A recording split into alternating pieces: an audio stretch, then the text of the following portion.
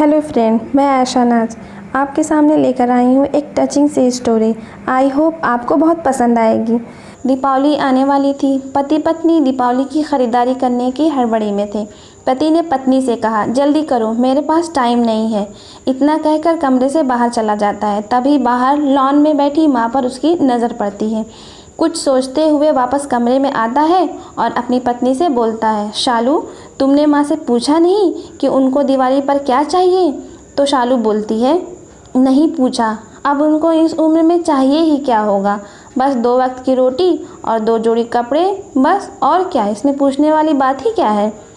तो उस पर सूरज बोलता है, यह बात नहीं है शालू, माँ पहली बार दिवाली पर हमारे घर में रुकी हैं, वरना तो हर बार गांव में ही रहती हैं, तो कम से कम उनका दिल रखने के लिए ही पूछ लेती। सूरज के इतना कहने के बाद शालू बोलती है, अरे इतना ही माँ पर प्यार उमड़ रहा है तो खुद ही क्यों नहीं पूछ लेते? झल्लाते हुए, चीखते हुए कंधे पर हैंडबैग लटकाती है और तेज़ी से बाहर निकल जाती है। सूरज माँ के पास जाकर बोलता है, माँ, हम लोग दिवाली की ख़रीदारी के लिए बाहर जा रहे हैं, आपको कुछ चाहिए? तो जब तक सूरज अपनी बात को पूरी कर पाता कि उसकी माँ बीच में ही बोल पड़ती है, मुझे कुछ नहीं चाहिए बेटा, मुझे कुछ नहीं चाहिए। तो सूरज कहता है, सोच लो माँ, अगर कुछ चाहिए तो बता दो। सूरज के बहुत ज़ोर देने पर माँ बोलती है, ठीक है, तुम रुको, मैं लिख कर देती हूँ। तुम्हें और बहू को बहुत ख़रीदारी करनी है, कहीं भूल ना जाओ, इसलिए मैं तुम्हें लिख कर दे देती हूँ। ये कहने के बाद सूरज की माँ अपने कमरे में चली जाती है। फिर कुछ देर के बाद बाहर आती है और लिस्ट सूरज को पकड़ा देती हैं। सूरज ड्राइविंग सीट पर बैठते हुए अपनी पत्नी यानी शालू से कहता है, देखा शालू, माँ को भी कुछ चाहिए था पर बोल नहीं रही थी, मेरे इतना ज़िद करने के बाद लिस्ट बना कर दी है। इंसान जब तक ज़िंदा रहता है रोटी और कपड़े के अलावा भी बहुत कुछ चाहिए होता है। तब सूरज की बात पर शालू बोलती है कि अच्छा बाबा, ठीक है, पर मैं सबसे पहले अपनी ज़रूरत का सारा सामान लूँगी, उसके बाद आप अपनी माँ की लिस्ट देखते रहना। इतना कहकर शालू कार से बाहर निकल जाती है। जब खरीदारी पूरी हो जाती है उसके बाद शालू बोलती है, अब मैं थक गई हूँ, मैं कार में एसी चालू करके बैठती हूँ, आप अपनी माँ का सामान ले लो। उसके बाद सूरज बोलता है, अरे शालू, तुम भी रुको, साथ चलते हैं, मुझे भी जल्दी है। देखता हूँ माँ ने इस दिवाली पर क्या मंगाया है। इतना कहकर सूरज माँ की लिखी पर्ची जेब से निकालता है और कहता है, बाप रे, इतनी लंबी लिस्ट, पता नहीं क्या क्या मंगाया होगा। ज़रूर अपने गांव वाले छोटे बेटे के परिवार के लिए बहुत सारे सामान मंगाए होंगे। और बनो श्रवण कुमार।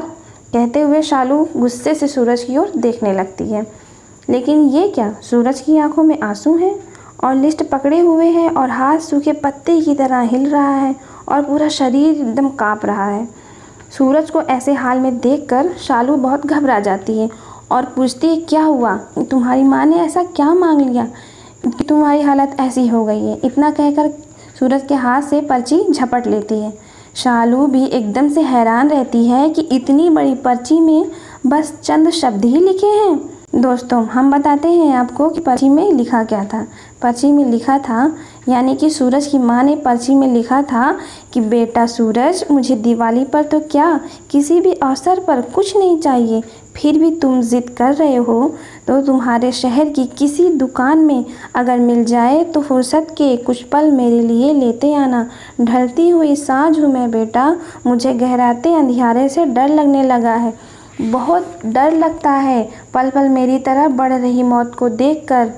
जानती हूँ टाला नहीं जा सकता, ये तो सत्य है, मौत तो सबको आनी है, पर अकेलेपन से डर लगती है, बहुत घबराहट होती है। तो जब तक तुम्हारे घर पर हूँ, कुछ पल बैठाकर मेरे पास कुछ देर के लिए ही सही बेटा, बांट लिया कर मेरे बुढ़ापे का अकेलापन। बिन दीप जलाए ही रोशन हो जाएगी मेरे जीवन की साथ।